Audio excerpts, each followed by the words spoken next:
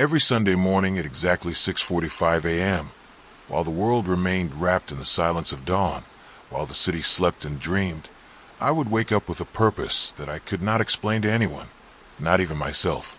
Before the church bells would ring their first call to worship, before the coffee shops would open their doors, before the joggers would hit the sidewalks, I would find myself walking through the iron gates of Rose Hill Cemetery with a bundle of fresh flowers clutched in my hands. My name is Arthur, and for 5 years, this ritual became my religion. This unexplainable calling became my purpose. Every single Sunday, without fail, I would make this pilgrimage to honor the dead, but not my dead, not my family members who had passed away, not my friends who had left this world too soon. No, I visited complete strangers, people I had never met, people whose stories I would never know, people whose families had forgotten them or moved away, or simply could not bear to visit anymore. I was always alone during these visits. The cemetery at that hour was a sanctuary of absolute silence, broken only by the gentle whisper of wind through the ancient oak trees and the distant sound of my footsteps on the gravel paths. I never spoke to anyone. I never explained my presence to the occasional groundskeeper who would see me passing by. I never asked for permission or guidance. I simply walked, listened to something deep inside my soul, and when it felt right, when something in my heart told me to stop, I would kneel beside a grave and place my flowers there. The cemetery staff, those dedicated souls who maintained the sacred ground, eventually started calling me the silent gardener. They would whisper about me during their coffee breaks, creating theories about my identity, my motivations, my story. Some believed I was fulfilling a promise made to a dying loved one.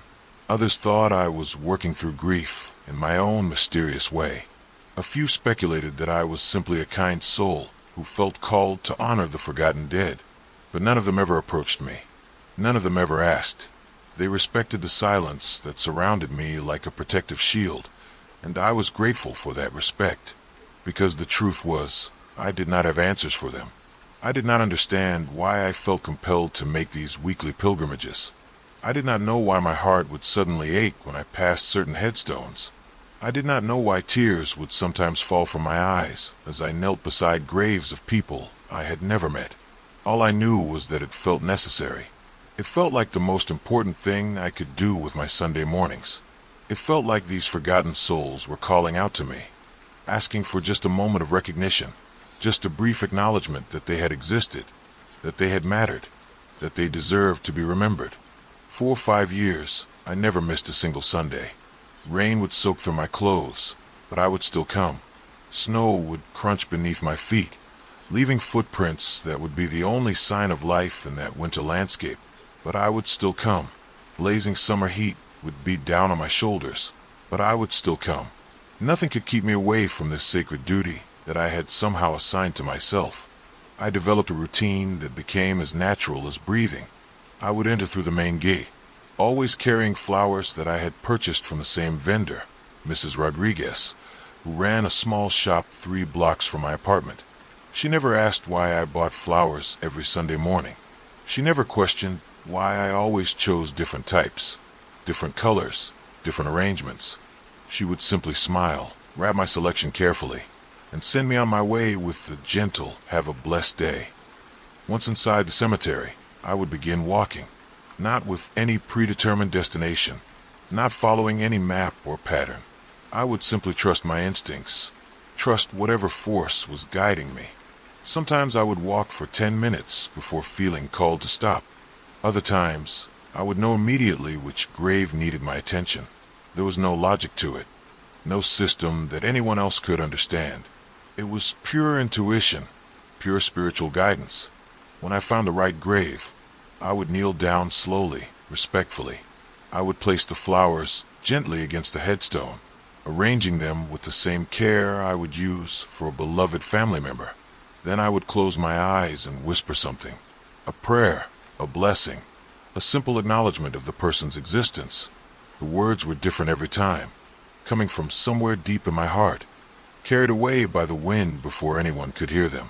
After a few moments of silence, of connection, of honoring that person's memory, I would stand up, brush the dirt from my knees, and walk away. I never lingered. I never took photographs. I never tried to research the person whose grave I had visited. It was not about satisfying my curiosity or creating some kind of personal connection. It was simply about showing up, about being present, about ensuring that for at least one moment each week, these forgotten souls were not alone. The headstones I chose were always random. Sometimes they were elaborate monuments with detailed engravings and fresh flowers from family members, but more often, they were simple markers, withered by time, covered with moss or leaves, clearly neglected. These were the graves that seemed to call out to me most urgently. These were the people who had been forgotten by the world, whose families had moved away or passed on themselves, whose friends had stopped visiting as the years turned into decades. I visited graves from the 1800s and graves from last year. I honored elderly people who had lived full lives and children who had barely had a chance to experience the world. I knelt beside the graves of war veterans and teachers, of mothers and fathers, of people whose headstones bore no inscription beyond their name and dates. Each one received the same respect, the same flowers, the same moment of recognition. The other visitors to the cemetery began to notice me. Families who came to visit their own loved ones would see me kneeling at random graves, would wonder about my story. Some would nod politely as they passed. Others would stare with curiosity or confusion. A few would smile, perhaps recognizing something beautiful in what I was doing, even if they did not understand it. But I remained silent. I never explained myself to anyone. I never sought recognition or praise for my actions. This was not about being seen or appreciated by the living. This was about something much deeper, much more sacred. This was about honoring the dead, about maintaining the connection between this world and whatever comes next, about ensuring that love and remembrance could transcend death itself. As the months turned into years, I began to notice changes in the cemetery. The staff seemed to take extra care with the graves I visited. Fresh flowers would appear more frequently on headstones that had been bare for years. Other visitors would sometimes place small tokens, stones, poems, photographs near the graves where they had seen me kneeling. It was as if my presence was creating ripples, inspiring others to think about the forgotten dead, to consider the importance of remembrance and honor. But I remained focused on my own purpose. Every Sunday, I would wake up before dawn, purchase my flowers, and make my pilgrimage. The ritual had become so ingrained in my life that I could not imagine Sunday mornings any other way. It was my meditation, my prayer, my way of connecting with something larger than myself. I never questioned why I felt called to do this. I never wondered if I was wasting my time or if my actions made any real difference. I simply trusted that this was what I was meant to do, that this was my contribution to the cosmic balance of love and loss, memory and forgetting, life and death. The cemetery became my sanctuary. I knew every path, every tree, every section. I could navigate it in complete darkness, if necessary. I had developed relationships with the groundskeepers, though we rarely spoke. They would nod when they saw me, sometimes leaving fresh water near the graves I visited most frequently. There was an unspoken understanding between us. We were all caretakers of this sacred space, all guardians of memory and peace. And then, on one ordinary Sunday morning in late autumn, everything changed. I had been walking for about 15 minutes, my weekly bouquet of mixed flowers in hand, roses, lilies, and baby's breath that Mrs. Rodriguez had arranged with particular care that morning. The air was crisp and clean, filled with the scent of fallen leaves and morning dew. The sun was just beginning to rise, casting long shadows between the headstones and creating an atmosphere of perfect tranquility. I felt drawn toward the eastern section of the cemetery, an area I had not visited in several months. This section was older, more neglected, with headstones that had been weathered by decades of seasons. Many of the graves here had no fresh flowers, no signs of recent visitors. These were the truly forgotten ones, the people whose families had scattered to distant cities, or whose descendants had lost touch with their heritage. As I walked along the uneven path, dodging low-hanging branches and stepping carefully over tree roots that had pushed through the earth, I felt that familiar tug in my heart. Something was calling me to stop, to pay attention, to kneel and honor. I slowed my pace, opened my senses, and waited for the feeling to intensify. Near the eastern fence, partially hidden by an overgrown hedge that the groundskeepers had not yet trimmed for the season, I found a small headstone that seemed to glow in the morning light. It was simple, modest, with just a name and dates carved into the weathered granite. The grave was completely bare, no flowers, no decorations, no signs that anyone had visited in years. This was it. This was where I was meant to stop. I approached the headstone slowly, reverently. The name was Margaret Claire Whitman, and the dates showed that she had lived only 23 years, from 1987 to 2010. So young, so much life unlived. My heart ached as I knelt down and placed my bouquet against the stone, arranging the flowers so they would catch the morning light beautifully. I closed my eyes and began to whisper my usual blessing, a prayer for peace and remembrance that came from the depths of my soul. The words flowed naturally, carried away by the gentle breeze that rustled through the nearby trees.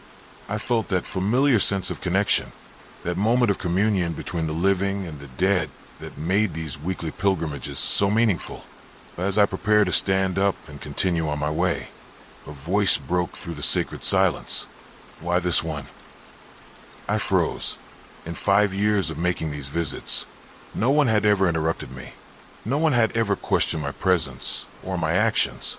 The voice was soft, feminine, filled with emotion that I could not identify.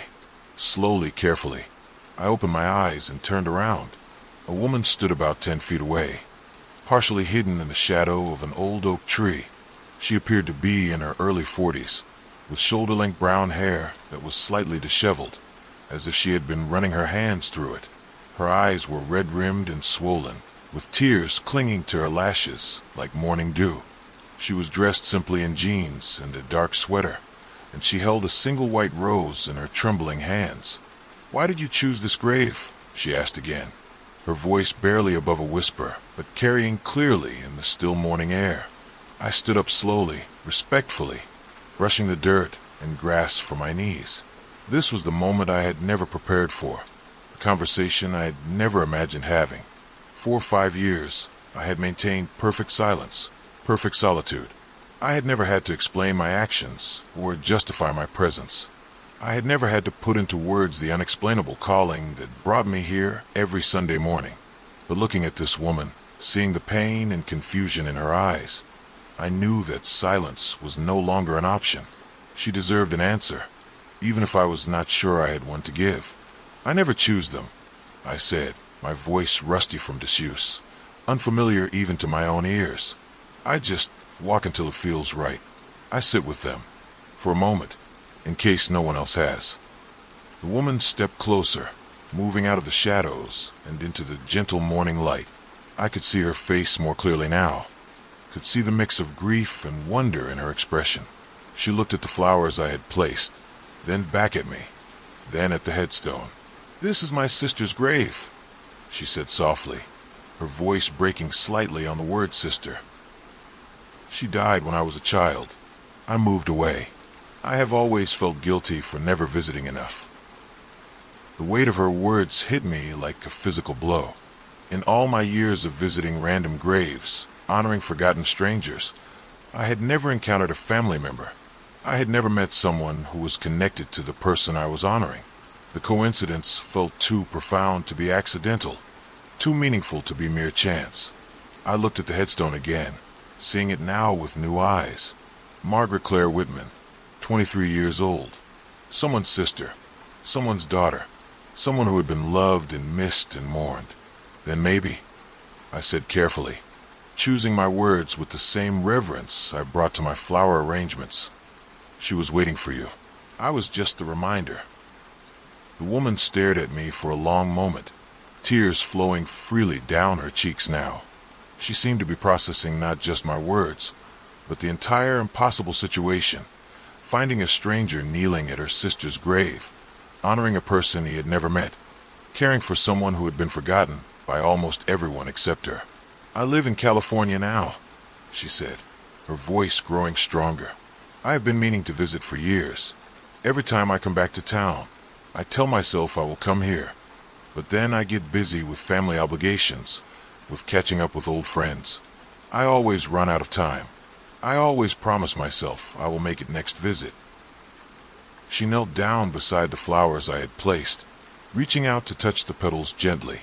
Her name was Maggie, she continued. She was 8 years older than me. She took care of me when our parents worked late shifts. She taught me how to braid my hair, how to ride a bike, how to stand up to bullies at school. She was going to be a teacher. She had just graduated from college, had just gotten her first job at an elementary school. I listened in respectful silence, understanding that this woman needed to share her sister's story, needed to speak her memory aloud to someone who would truly listen. She died in a car accident, the woman said, her voice barely audible now. A drunk driver ran a red light. She was coming home from faculty meeting, excited to tell us about her classroom, about the students she was going to teach. She never got the chance. The morning breeze rustled through the trees around us, creating a gentle symphony that seemed to honor the story being told, the memory being shared. "I am Claire," she said suddenly, looking up at me with eyes that were still filled with tears, but also with something that looked like gratitude. "Maggie's little sister. Well, not so little anymore, but that is how she always thought of me." "Arthur," I replied simply, offering my name as a gift, a sign of trust and connection. We stood there in silence for several minutes, two strangers who had been brought together by grief and love and the mysterious workings of fate. The sun continued to rise, painting the cemetery in golden light that made everything seem sacred and eternal. "How long have you been doing this?" Claire asked eventually. 5 years, I answered. Every Sunday. Why? It was the question I had asked myself countless times, the question I had never been able to answer satisfactorily. But standing there beside Margaret's grave, speaking to her sister, I found words that I had never found before. "Because everyone deserves to be remembered," I said. "Because love does not end with death. Because there is something sacred about honoring those who have gone before us, even if we never knew them. Because in a world that moves so fast, that forgets so easily, someone needs to slow down and pay attention to the people who are no longer here to speak for themselves." Claire nodded slowly, as if my words were confirming something she had always known but never articulated. "Will you come back next Sunday?" she asked. "I always come back," I replied. "Would it be all right if I came with you? Not just here, to Maggie's grave, but on your other visits too. I would like to understand what you do, to be part of it." I considered her request carefully. 4 or 5 years. This had been my solitary ritual, my private communion with the dead.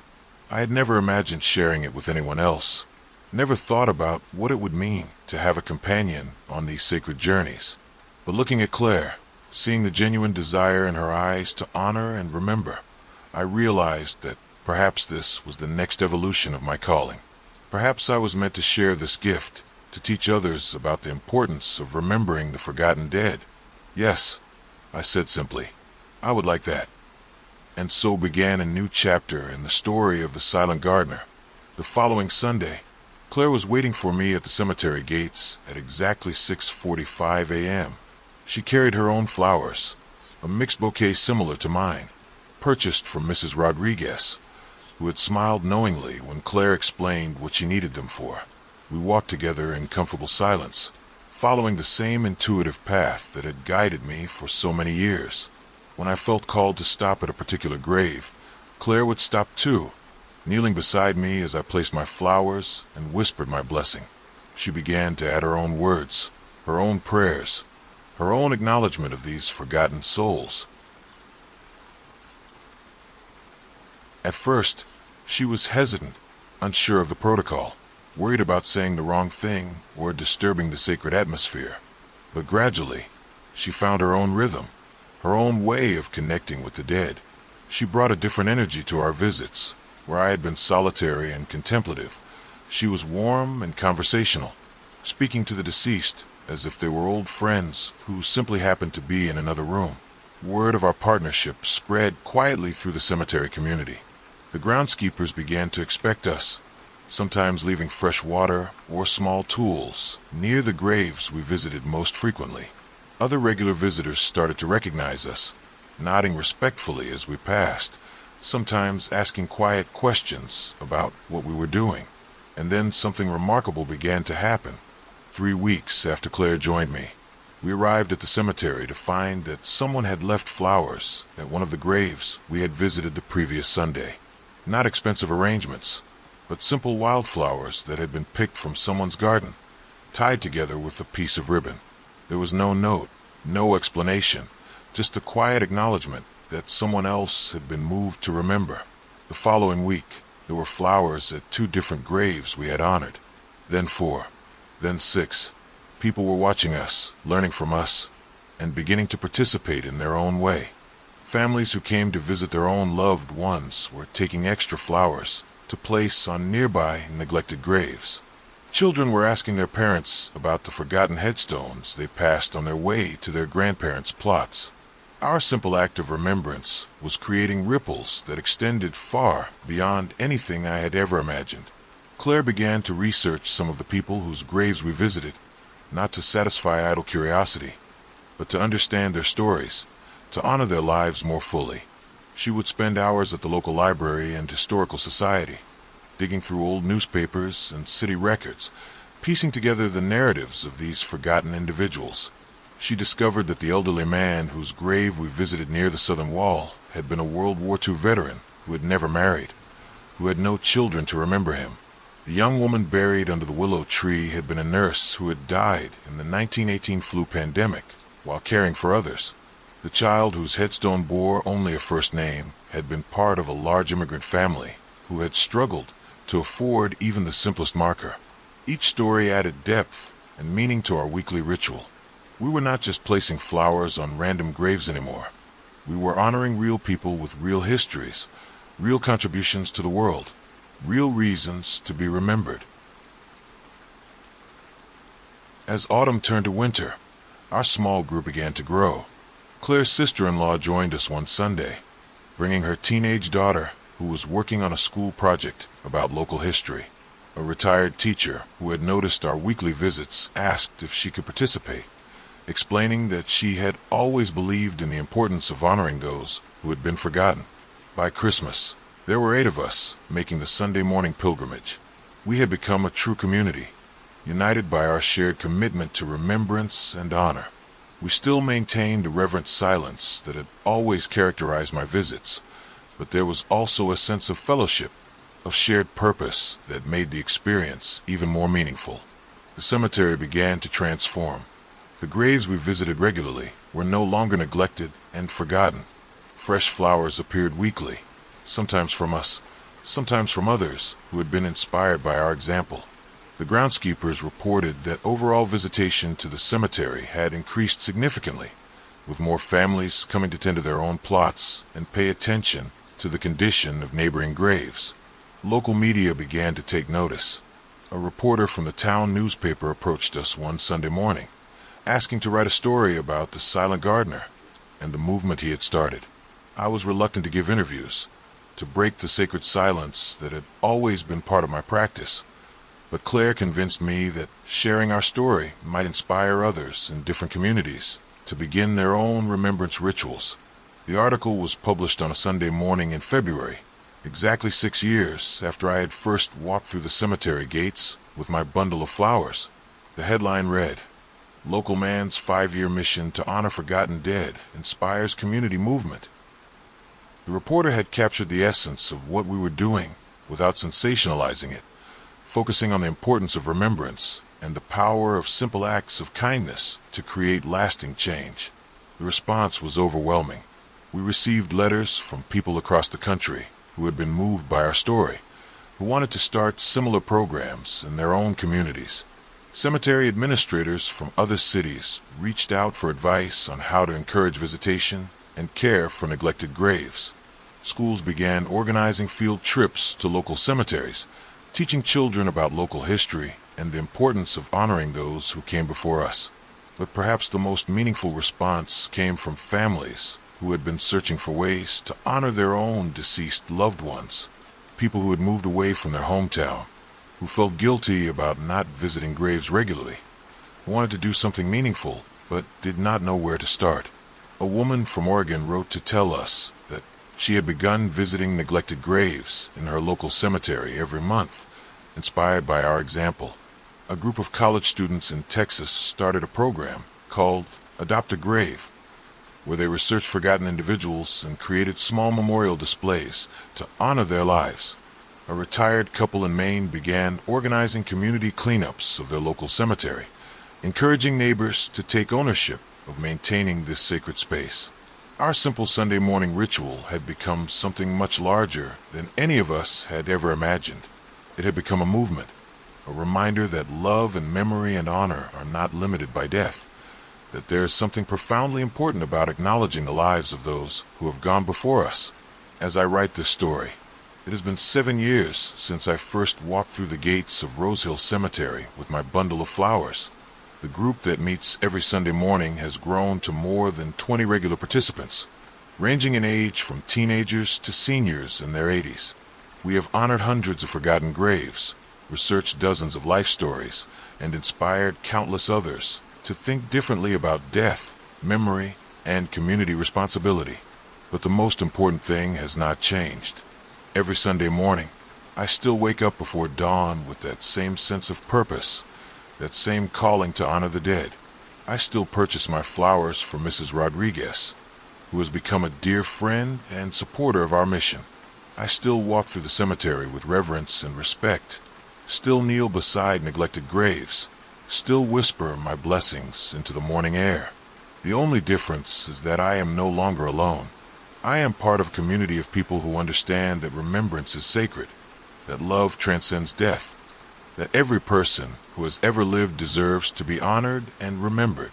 And sometimes, late at night when I am lying in bed preparing for sleep, I think about all the people whose graves we have visited, all the stories we have uncovered, all the connections we have made between the living and the dead.